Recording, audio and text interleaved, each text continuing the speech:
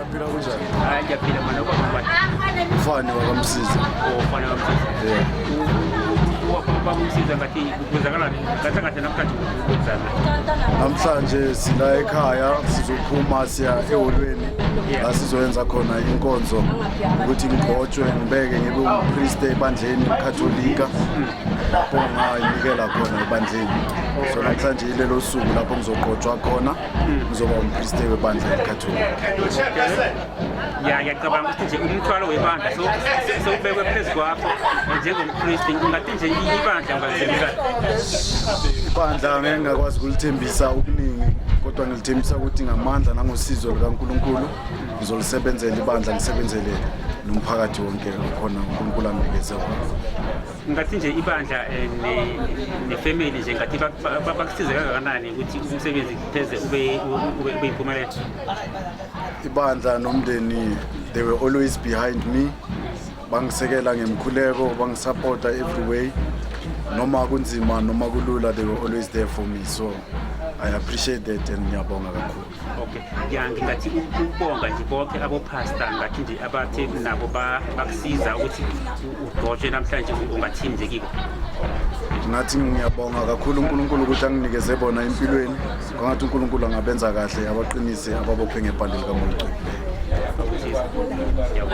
Bonga mina.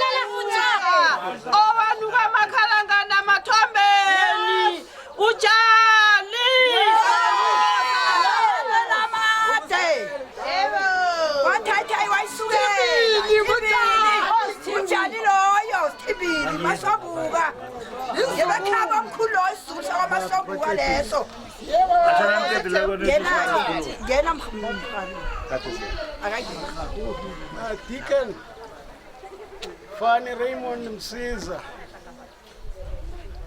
ulalele kuhle amagama azokhulunywa namhlanje ilangela lifikile okade uliberekela ulifundela ifiso zakho ziyafezeka namhlanje abofada bezile bazokubawa ngikhaya kwaMsiza bona uyobekwa ngokusemthethweni njengofada uzophuma namhlanje uyokuberekela isitshaba uyobereka nenitshaba amalimi ngamalimi uthi lapho uzoya khona utshale ilizwi lakaZini ulikhulumise lihlakaniphe sithathe laba yabahlola ngamafestiri sikhambe phezu kwabo khuluma ilizwi lakaZimu ulikhulume lihlakaniphe ulikhulume ibe lilimu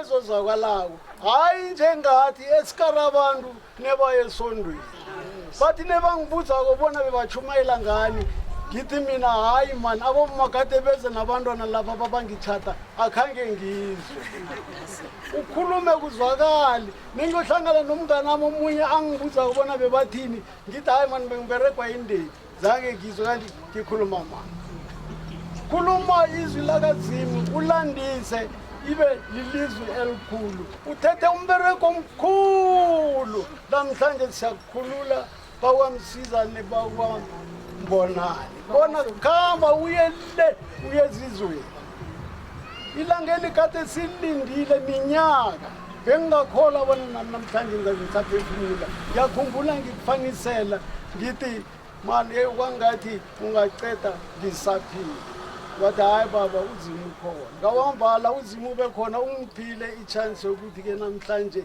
ngizofakaza ukuthi kwamambala usongifada manje siyokuthi father Father Fannie Raymond Msiza noma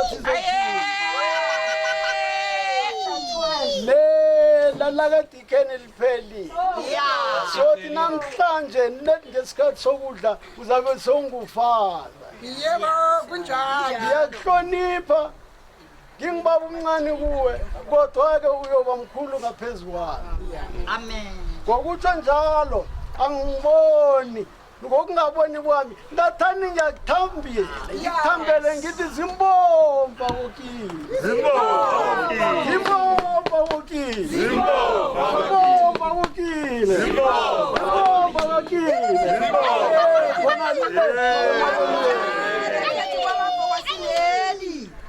Thokozi Msiza Msiza Yehova lo wechacha malila ngaka wekhaba omkhulu ke nangu wekhaba omkhulu hawa uyokhuluma ekerekeni bakhulumi bathaqedile obathaqedile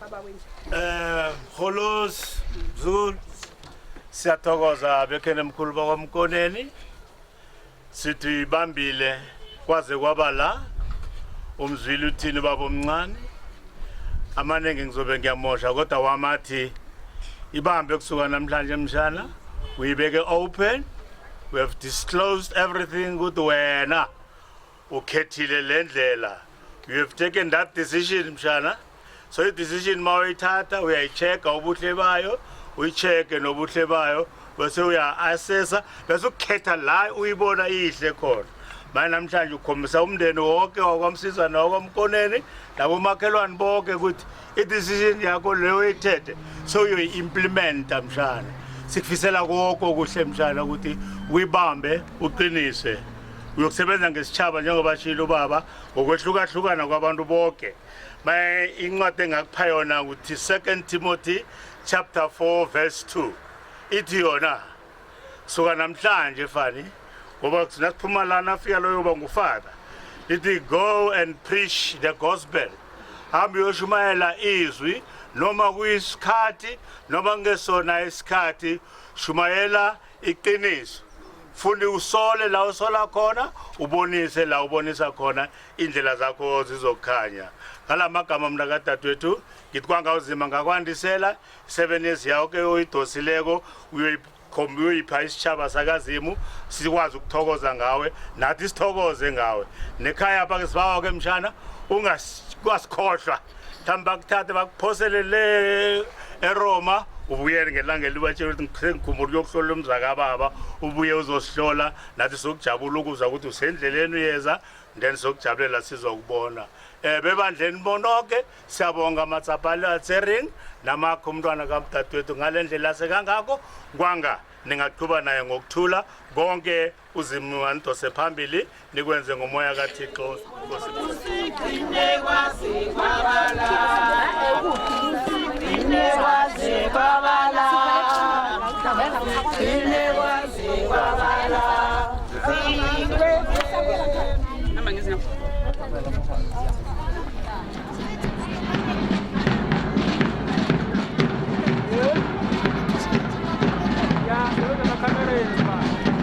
Watu msebenzi na kamera